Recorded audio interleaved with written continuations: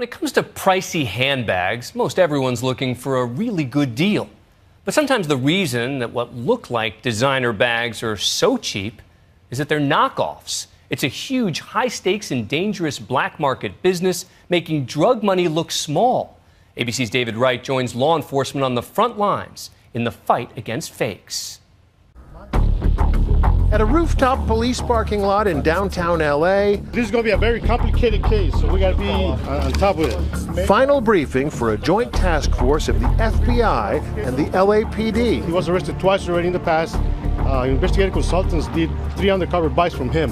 When the questions and the donuts are finished, the agents and officers mount up.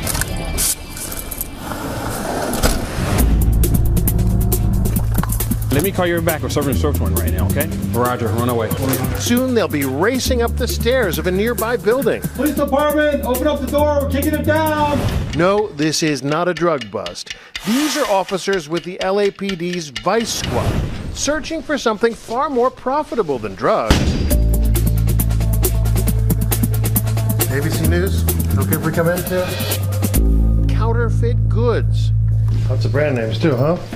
We got them all covered here. All of it fake. Saint Laurent, Gucci, Hermes. Vivesen Juntos is one. Detective Rick Ishitani has been on the counterfeit beat more than a dozen years. There's more money made from this stuff than narcotics. It's an average of $500 billion a year. Dinero aquí. He does busts like this 30 to 35 times a year. Wow, a couple a month. Yes, yes. Counterfeit goods, from luxury handbags to DVDs, are a huge problem. Industry groups claim criminals steal copyrighted material worth $500 billion every year. And while that estimate may be grossly inflated, like the price of some luxury goods, the losses to big brand names are big enough to make copyright enforcement a huge priority for the Customs Service. Front lines in that fight are here, the port of Los Angeles and Long Beach, biggest in the U.S. of A. More goods come through Los Angeles, Long Beach than all other major American ports combined. We're the largest seaport in the country by far. Approximately 40% of all the maritime cargo that enters the United States does go through this complex here. That's because this is the first stop for almost everything the U.S. imports from China, Japan, and Korea. That's a lot of stuff. On average, a container arrives here every 6 seconds, though never one at a time, always on huge vessels like this one. Nightline embedded with U.S. Customs and Border Protection to see how they lead the effort to police counterfeit goods. With the tsunami of goods coming in every day, a significant challenge to find contraband. Seems like it's literally going to be looking for a needle in a haystack.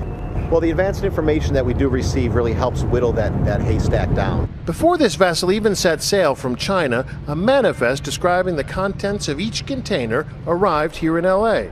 It's Ken Price's job to search for the needle before the haystack even gets here. I look at container freight coming into the U.S. to make sure that it is what they say it is. After 20 years on the job, he has a good eye for things that are out of the ordinary, just on the paperwork. It just doesn't make sense. And so I want to see what's in there. All of which takes place days, even weeks before the ship even ties off. It has to be that way. Hi, how are you? Because there's simply too much to search. Today, as we board this vessel, the customs officers have a pretty good idea where to look. As immigration clears the captain and crew, Where are you from? I'm from South Korea. the officers are already doing a preliminary search. They take their time. A ship like this will take days to unload. Among the most urgent priorities, things that might pose a health or a safety threat. Radioactive material, for one. Gamma alert. Gamma alert. The scanners indicate the presence of radiation on this truck, Gamma alert. so it'll have to go through a secondary inspection.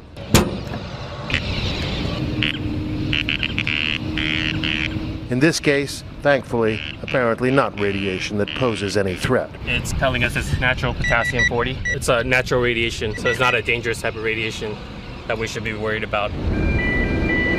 Anything flagged based on the manifest goes through an RPM scanner, short for Radiation Portal Monitor, sort of an X-ray device. What we're looking for is things that could be drugs, things that could be weapons. We're only allowed to show you part of this process. This is where we get all the readings of all the containers that come through. The Customs Department requested we keep some procedures to ourselves for security reasons. But if the container is in any way suspicious, customs officers open it on the spot. What did the manifest say it was? Shoes. Sure enough, shoes. The goods that are impounded for secondary inspection end up here, in a warehouse a few blocks away from the port. What we have here is a suspected counterfeit Hermes Birkin handbag. And Supervisor Brian Knockadill shows us a shipment of fake Hermes bags. 16,000 of them. When the officers go through our targeting system, what they saw was the importer on record was listed as a home and garden store, but the commodity itself was manifested as handbags, so that didn't add up. The bags sure add up, though. If they were real, this shipment would be worth more than $210 million. On the black market, the fakes would fetch $300,000. And chances are whoever this was addressed to is going to say, I don't know anything about it. If they're smart, I'd imagine that's what they would say. They would just wash their hands completely of it. The customs agents take umbrage at any suggestion this is a victimless crime, or that through enforcement efforts like this, the U.S. government is helping to prop up the artificially high price of luxury goods targeted by the knockoff artists. They insist it isn't just the makers of $4,000 bags that are harmed by counterfeit imports. More than likely, it's going to finance some other illicit activity, whether it be terrorism, human trafficking, drugs, something of the such. So this is a criminal's ATM machine, is what you're saying, these fake bags? Yes, it's the same as importing drugs or people. And it isn't just luxury goods that get knocked off. Is this real stuff or fake stuff? The problem is it's both. Jonathan Gelfand is general counsel of Beachbody, makers of P90X, Insanity, and other popular workout videos.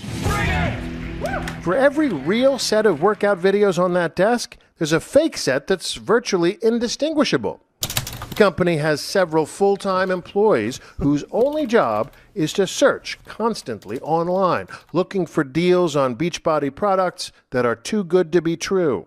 How big a problem is it for you? Our problem is humongous with piracy right now. It costs us close to $75 million a year, and that's what we can track.